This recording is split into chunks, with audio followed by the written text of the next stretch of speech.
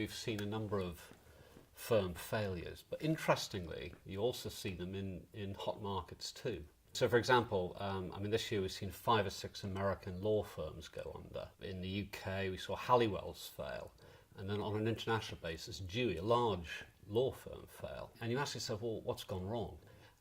Interestingly, we've never seen a failure because of failure of the market. The professional services market is, fundamentally healthy and growing, even in a recessed economic situation. What we see in each case where we've looked is a situation where it's not the market that's the problem. Occasionally you see firms making the wrong strategic plays, and that has pretty serious consequences for them. But most firms get their strategy right. When it happens because of a failure of partnership, not market. So in every case that we've looked at, we've seen a situation where what should be a cohesive leadership group in the firm splinter or fragment in some way. That causes a situation that the people in the firm, so the people that work for the partners, are noticing that incohesiveness, the looseness of the situation and the politics of the situation. And now, interestingly, we know that the market sees it as well. So, smart clients understand this, and that they know when a firm isn't sort of running in the same direction. So firms that succeed are ones that look cohesive in their partnership, and those that fail are ones that don't. In a practical way, what you see is a situation where you get a group of partners in the room, a tricky problem to deal with.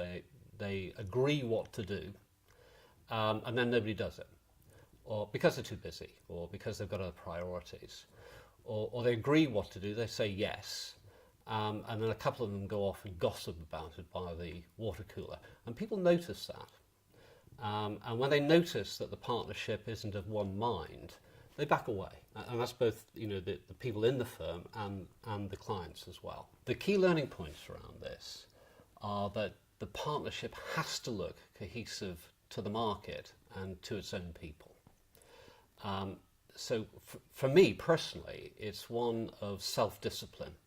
Can partners exercise sufficient self-discipline to be collaborative and cohesive together? Never get a paper knife between them.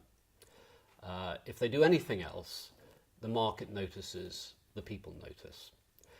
So I think the key challenge is a situation where you get a group of partners in the room.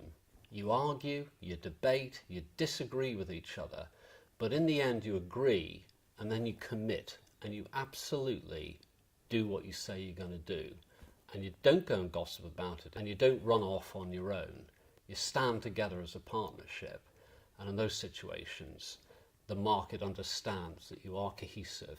I think the personal test for you as a partner, just to make sure you've got it right, is I'm talking to a senior associate, a senior member of my team. They tell me something bad has happened. Our partnership has made a decision. I look at that person, I say, I support that decision, even if you don't.